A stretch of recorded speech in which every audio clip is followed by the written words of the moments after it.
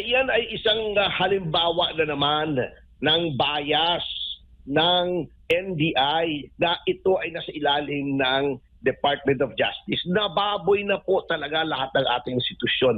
Anong sinasabi nilang person of interest sa pagtakas daw ni Senator De La Rosa? Saan ba siya tumakas?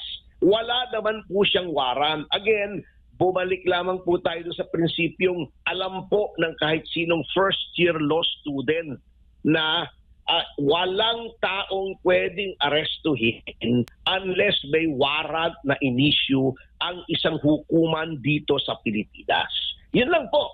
So, paano sasabihin tumakas si Senator De La Rosa? Wala namang warrant. Hindi naman siya nakakulong sa Senado. Hindi naman kulungan ng Senado. Siya ay isang incumbent senator. Wala namang reason para hindi siya paalisin sa premises ng Senate. At sinabi naman mismo ng ating Pangulo na walang order para arestuhin si Senator De La Rosa. Sa ginagawa po nilang yan, baka hindi nila nare-realize, hindi abot ng kanilang isipan na ginagawa nilang parang engot ang ating Pangulo. Nasa linya po ng ating komunikasyon ngayong umaga si Attorney Ferdinand Topacio, National Chairman po ng Citizens Crime Watch. Attorney, good morning po. Jade at Admar po muli ang inyong makakasama. Maraming salamat po sa inyong oras.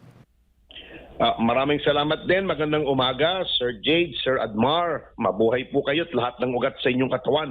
Alright sir, umpisa natin ditong issue nga po dito kay Sergeant at Arms Mau Aplasca dahil nga ay inisyuhan nga ng ombudsman ng 6 na buwang suspension order itong si Aplasca. Ano ho ba ang at hindi tinanggap ng Senado? Anong nakikita po ninyong legal na implikasyon po nito kung meron ho? Unang-una po ay yan po ay tuluyang nagpapakita noong sinasabi po nating babala noong tamang una na kapag si Ginoong Boying Remulla ang ginawang ombudsman ay yan po ay magiging sunod-sunuran sa Malacanang at magiging kasangkapan upang tuligsain ang mga kalaban ng pamahalaan. Nakita niyo naman po ang pangyayari sa Senado kung saan si Sergeant at Arms Aplasca ay pinagtatanggol po lamang ang integridad ng Senado sa tuluyang tangka ng NBI na pumasok at arestuhin si Senador Bato de la Rosa. Kung sususpindihin po si Sergeant at Arms Retired General Mau Aplasca, dapat sinuspindi rin po ang direktor ng National Bureau of Investigation sapagkat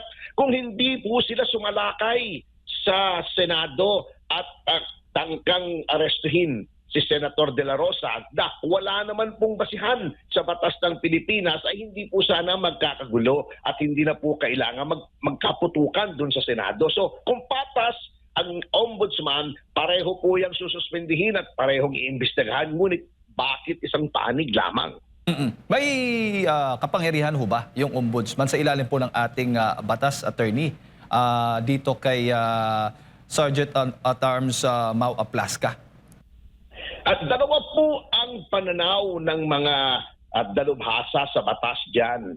Bagamat nakalagay po sa Ombudsman Act at sa saligang batas na saklaw ng ombudsman ang lahat ng nasa civil service bukod lamang siyempre sa presidente, yung mga impeachable officials at itong mga miyembro ng lehislatura ay meron din naman pong pananaw na nagsasabi na since ang Sergeant at Arms ng Senado at pati na po ng House of Representatives ay ang nagtatalaga po dyan o humihirang dyan bilang Sergeant at Arms ay siyempre po yung karamihan by ano po yan pinagpapasyahan po yan ng majority ng either the Senate or the House na sila ang italaga o ihirang bilang Sergeant at Arms ay wala pong kapangyarihan ang ombudsman na suspindihin because it pertains to the internal affairs of the Senate na hindi pwedeng panghimasukan kahit ng ombudsman. Dahil nga po, may independence ang House of Representatives at ang upper chamber which is the Senate. Opo, pero may kapangyarihan din ho yung Senado na baliwalain. Baga, hindi po magkakaroon ng problema na baliwalain po itong utos mula sa Ombudsman. Yan po ay, again, yung pag-a-assert ng Senado ng kanilang independence. Sapagkat kung pati ang mga internal affairs ng Senado ay pakikialaman ng Ombudsman, ay masisira po yung separation of powers. Sapagkat ang Ombudsman, bagamat yan ay dapat independent body, yan po ay mainly executive ang function yan. Kaya kung nag-assert ang Senado ng kanyang independence in the sense na ito ay hindi saklaw ng executive sapagkat ito ay bahagi ng lehislatura, ay may karapatan po sila. Ngayon, the final arbiter as to whether or not ang ombudsman ay saklaw itong mga opisyal na hinirang ng liderato ng Senado, ang makapagsasabi na lamang po niyan ay ang Korte Suprema. Kailangan po may isang party na dumulog sa Korte Suprema upang ma-clarify po yan. Pero from where I'm sitting, so to speak, para sa akin, hindi pwedeng panghimasukan yan ng ombudsman. Opo. Attorney, umamin po sa Mau Plasca na siya po yung unang nagpaputok bilang warning shot. Sa inyo pong pananaw, yun ho ba ay makatwiran o reasonable po yung ginawa po niya? Opo, yan po ay makatwiran. Sapagkat hindi naman po ikaw ang una nagpaputok, ikaw ay ang agresor o may panimula. Yan po ay napapasailalim po sa doctrine of self-help at self-defense na kinikilala naman po ng batas.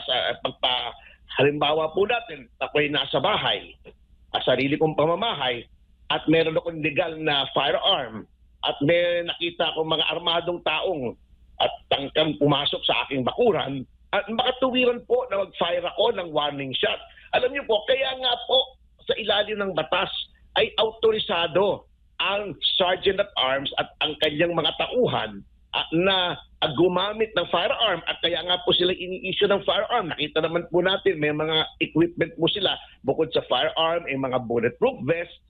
Ito ay sapagkat nais ng batas na sila ay bigyan ng means to defend the premises of the Senate and the senators themselves against bodily harm or any assault or attack.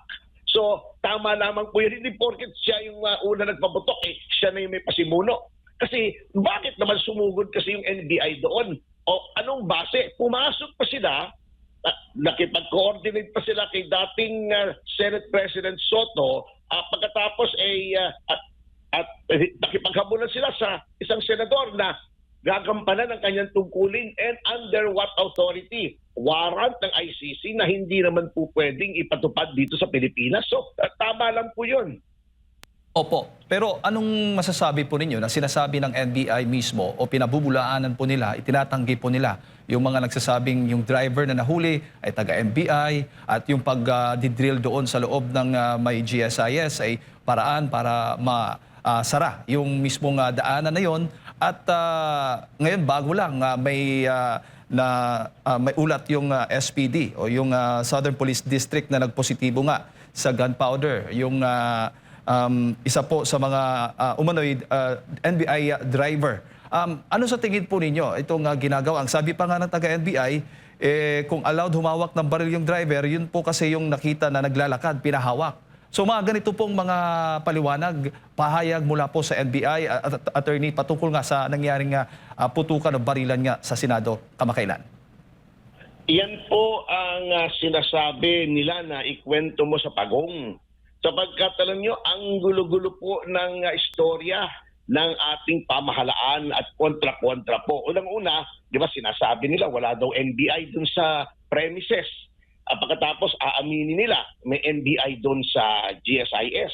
Ang GSIS kung para sa lahat po ng pamilyar doon po sa compound na yon, ay isang gusali po yun. Kaya nga kung pupunta po kayo sa internet, hanapin niyo yung website ng Senate of the Philippines. Pag nakita niyo yung address, nakalagay doon, GSIS Building. Sapagkat ang Senado po ay nangungupahan lamang sa GSIS. Wala po itong sariling gusali hanggang ngayon. So, kalokohan po yung sinasabi nilang wala sila roon. At ang mismong Pangulo po ang umamin na may NBI doon nung sinabi niya na noong lumabas daw ang order ng Supreme Court na pinatutugon ang pamahalaan doon po sa motion ni Senator De La Rosa na humihingi ng TRO, sinabi daw niya sa NBI na umalis na kayo dyan. Paano silang aalis doon kung wala sila roon? Hindi naman siguro na babaliw o may tama ang ating Pangulo para sabihin umalis kayo dyan kung wala sila roon. Ano? Pangalawa, ito nga po, paano mahuhuli ang isang driver ng NBI? Kuno-kuno kung wala sila roon. At kung siya ay driver, siyempre hindi naman siya nag-drive mag-isa. May taong pinagdadrive siya, di ba? Ito po yung mga nakikita natin na kasinungalingan. Kaya tama lamang po yung sinabi ni Senator Cayetano na sa 5 sinabi ni Director Matibag, 6 ang mali.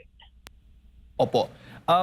Attorney, bukod doon sa pagsususpindi nga kay sa Mao Plasca, ay hinihingi din po ng ombudsman yung mga CCTV footage. Pero ayaw umanong ibigay ayon kay Ombudsman Rimulya. Ito ba ay may kapangyarihan din, karapatan din ho ba ng Senado na hindi ibigay itong CCTV footage na hinihingi po ng Ombudsman? Dapat po kung talagang magkakaroon ng investigasyon ay formal na hilingin ang CCTV at kung anong bahagi ng CCTV. Ang pagkakaintindi ko po ay ang kapulisan po ay binigyan na ng kopya sapagkat sa ating batas naman po talaga since ang involved ay NBI ay dapat po ibang ahensya ang mag-imbestiga. Kayo kung mag-iimbestiga ang ombudsman ay dapat dumaan din sa proper channels. Ang pagkaalam ko po sa mga taong naroroon, at ako naman po ay 2 araw ding naroroon, hindi ko lang naaabutan yung barilan sapagkat nung pabalik na po ako sa Senado, galing po ako sa Balayan noon kasi nagkaroon po ng hearing yung kaso ni Congressman Lian Leviste laban kay Attorney Claire Castro ng PCO kung saan sila nagdemandahan at ang venue ay Balayan. Pero ando naman po tayo ng 2 araw at nakakausap naman po natin yung 2 abogado ni Senator De La Rosa, si Attorneys Bobet Torion at Jimmy Bondo, ay talagang ang dapat pong nag-iimbestiga at nakakapag-cooperate naman po ang Senado ay yun pong PNP natin. So, at the Ombudsman has to go to the proper channels at kaya nga po sinasabi ko, kung nagpapakita ng bias ang Ombudsman sa pamamagitan ng pagsuspinde kay General Aplasca lang at hindi naman sinuspinde si NBI Director Matibag, baka wala na pong kumpiyansa ang ating dapat ibigay sa Ombudsman kung nakikita natin na napaka-bias po nito. Attorney, sakla ho ba ng kapangyarihan ng NBI yung pagsisecure kapag may...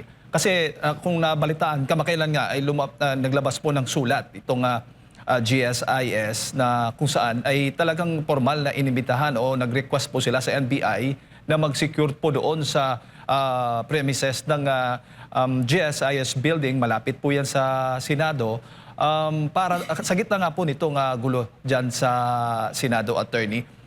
Sa inyo pong pagkaranasan, ito ho ba ay normal lamang? Bukod sa kapulisan ay pwedeng NBI yung mag-secure doon sa mismong GSIS building? Hindi po ang NBI nga po sa mismong building nila may security guard sila sapagkat hindi po trabaho ng NBI na mag-secure ng public building. Ang trabaho pong yan ay nasa sa kapulisan natin. Ang GSIS po ay we have to remember it's not even strictly speaking a public building sapagkat hindi po ahensya ng gobyerno ang GSIS. Ito ay isang government-owned and controlled corporation. Ibig sabihin po, ito ay pinatatakbo bilang parang isang pribadong korporasyon. Kung titignan po natin, lamang ay ito ay pag-aari ng gobyerno. Pero hindi po ito katulad nung, let's say, at DOJ or Department of Agriculture na direkta pong it is a government agency.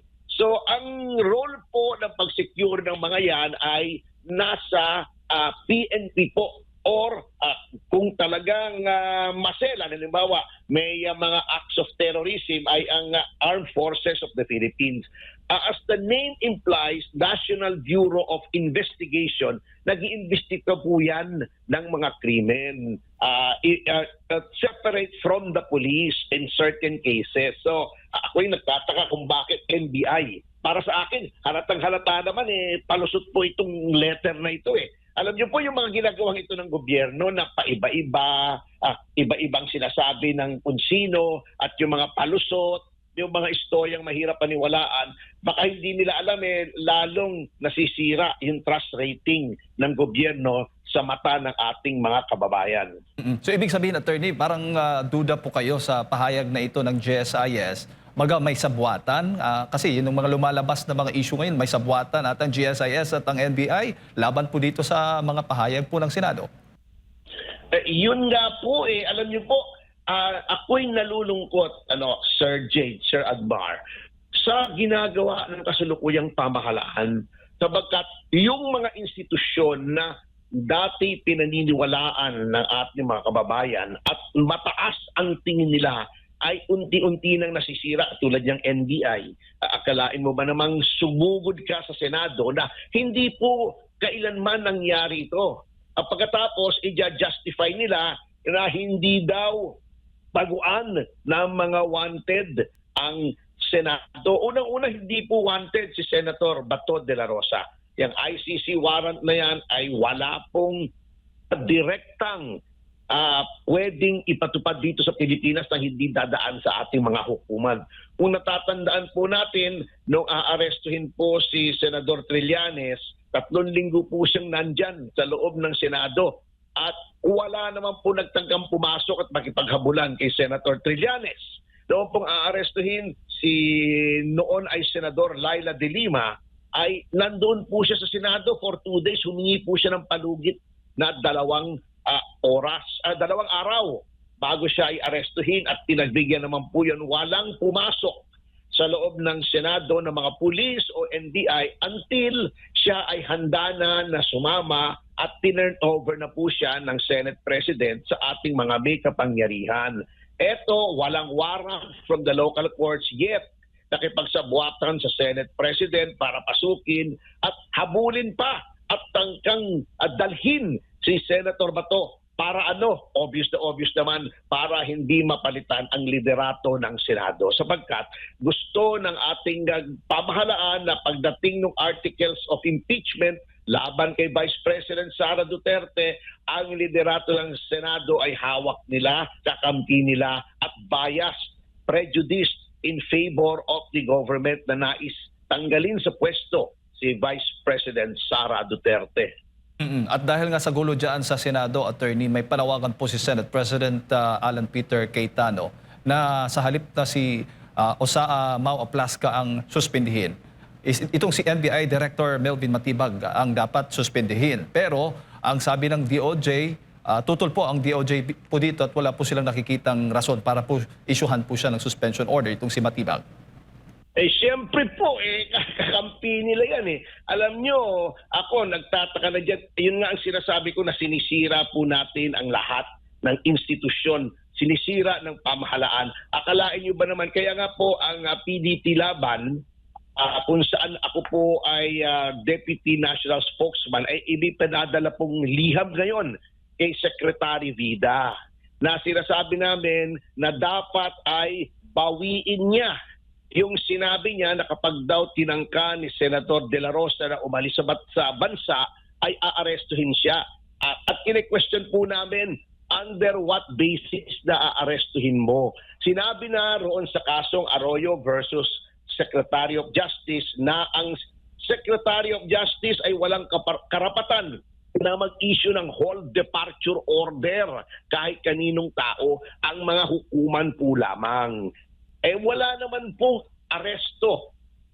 Wala naman pong warrant of arrest si Senator Bato. Wala namang krimeng nakafile sa kanya sa ngayon para pigilin mong umalis sa bansa. So, itong mga ginagawa po ng mga opisyal ng ating gobyerno ay labag po sa konstitusyon at dapat pong tindigan natin. Tumindig tayo laban dito at huwag pong palalaso ng ating isipan sa mga tao na nais wasakin ang ating mga institusyon. Napakalinaw po, Sir Jade, Sir Admar, ng patakaran. Yun lamang ang susundin mo. The principle can be distilled into one sentence. Walang pwedeng arestuhin sa loob ng teritoryo ng Republika ng Pilipinas kapag walang warrant na na-issue ng hukuman ng Pilipinas. Yun lang po ang tandaan nila. Tapos na po ang usapan pero ang dami pa nilang sinasabi. Yun ang nasa konstitusyon po natin at hindi pwedeng tayo lumampas doon sa prinsipyong yun. Opo. Attorney, bago ko lang ipasa kay partner Admar, itinuturing po na persons of interest ng National Bureau of Investigation, sina SP Cayetano, itong si Senator Padilla at Osaa Mau Aplasca. Ano ho bang magiging implikasyon po nito? May pananagutan ho ba? Anong possible na mangyari po? Yan ay isang halimbawa na naman ng bias ng NBI na ito ay nasa ilalim ng Department of Justice. Nababoy na po talaga lahat ng ating institusyon. Anong sinasabi nilang person of interest sa pagtakas daw ni Senator De La Rosa? Saan ba siya tumakas? Wala naman po siyang warrant. Again, bumalik lamang po tayo sa prinsipyong alam po ng kahit sinong first-year law student na walang taong pwedeng arestuhin unless may warrant na in-issue ang isang hukuman dito sa Pilipinas. Yun lang po.